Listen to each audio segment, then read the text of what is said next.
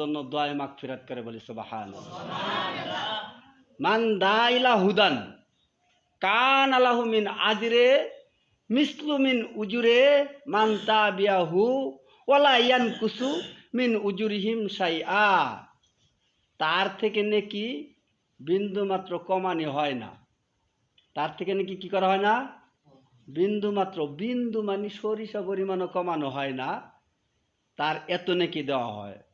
এখন সেই আজান দেওয়ার পরে যদি গিবত কয়, বাহিরে যায়, কারোর সাথে রাও করে, বিগত 7 দিনের গুনাহ তো মাফ দুরস্থান, সে আরো পাপ করলো। কি করুন, ভালো করলো না খারাপ করলো?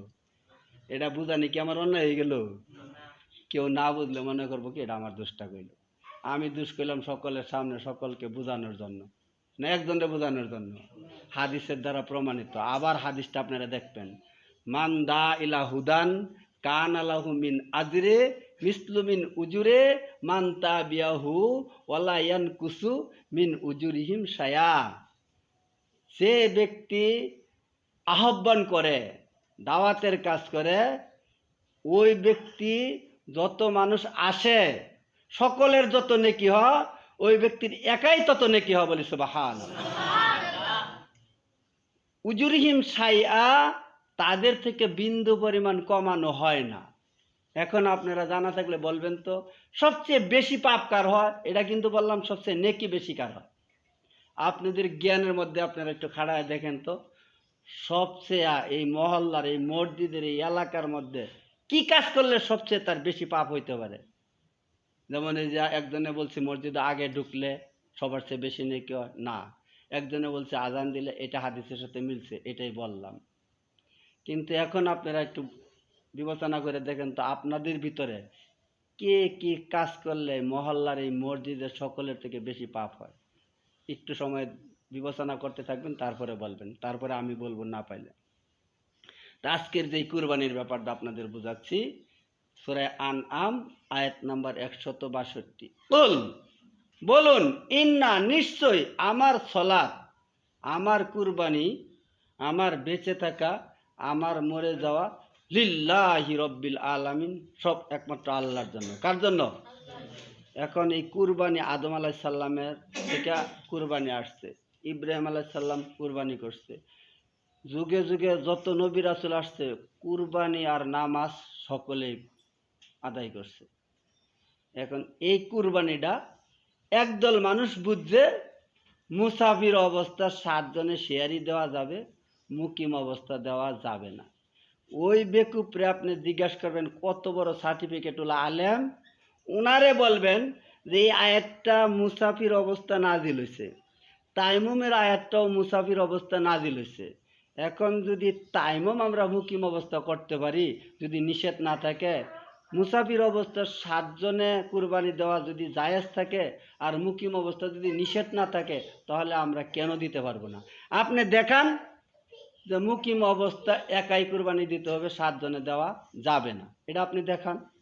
এরপরে আরো কিছু মানুষ ফতোয়া বাইর করছে যে অমুকের সাথে কুরবানি দিলে পছন্দ হয় না, অমুকের সাথে দিলে আমার মনে চায় না, অমুকের সাথে দিলে আমার তৃপ্তি আয় না, এরকম কথা মানুষ কয় কি কয় না? কয়। এটাও দেখেন, আপনারা সুন্দর করে বুঝাই দিচ্ছি। আচ্ছা, এই জন্য কই যেগুলো আমরা না করি, যে একটা আনছে, এটা আনছে একটা ডিস্টার্ব, একটা লাঠিটা মিলান দিলে ভালো করে খেয়াল করে শুনেন, বুঝলে উত্তর দিবেন, না বুঝলে উত্তর দেওয়ার দরকার নাই। এইটা বোঝানোর জন্য উদাহরণ দিয়েছিলাম যে মসজিদে সবাই টাকা দান করে, কেউ হালাল টাকা, কেউ হারাম টাকা। এখন কি এই মসজিদে আপনি যদি আইসা নামাজ পড়েন, তাহলে হালাল টাকাটা কোন টাস্কানি করছে, হারাম টাকাটা কোন টাস্কানি করছে ধরবা হবাই? নামাজ কি ব্যাখ্যানো পড়ুন যাবো না, যেত না? সব জায়গাতে পড়ুন যাবো। যে আর যেরকম কর্ম করছে তার সেরকম ফল। যদি হারাম টাকা দিয়ে সে মসজিদে দেয়া থাকে, তাহলে তার সে দুনিয়া পাবে, আখেরাত পাবে না। কয়টা পাইলো? একটা। আপনি মসজিদ ব্যাগটাত নামাজ পড়বেন, আপনার নামাজ হয়ে যাব। এটা যেমন কুরবানিও কোরআনের আয়াতে কইছে, ওয়ালা তাজিরু ওয়াজিরাতান উজরা উখরা, একজনের বোঝা আরেকজন বহন করবে না।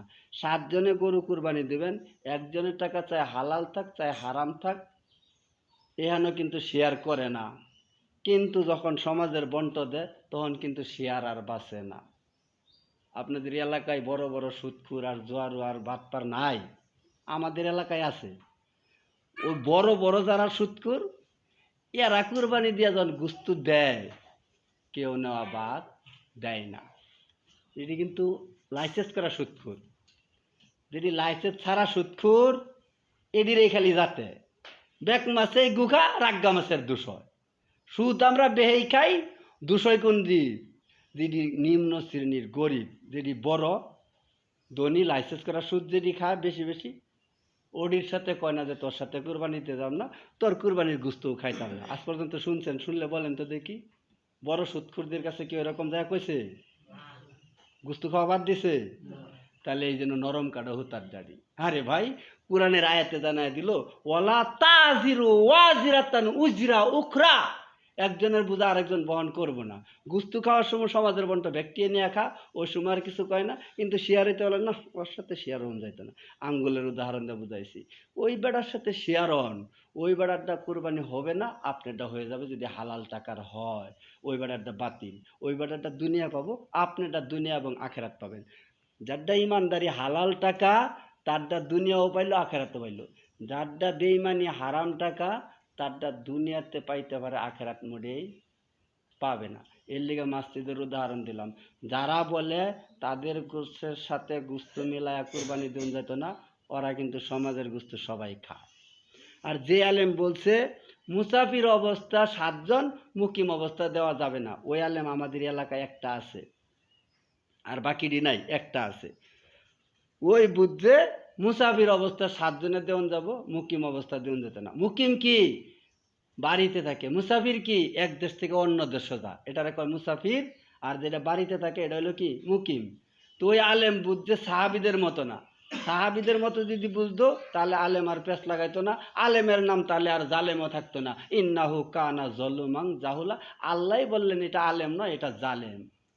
ইন্নাহু কানা জলুমাং জাহুলা, এই কথাটা তো আমার বাপদাদার বানানো না, সূরা আহজাবের 70 নম্বর আয়াত বাই করে দেখবেন। ওই আয়াতে কইছে এটা আলেম নয়। ওই সমস্ত আলেমের ব্যাপারে আল্লাহ কইছে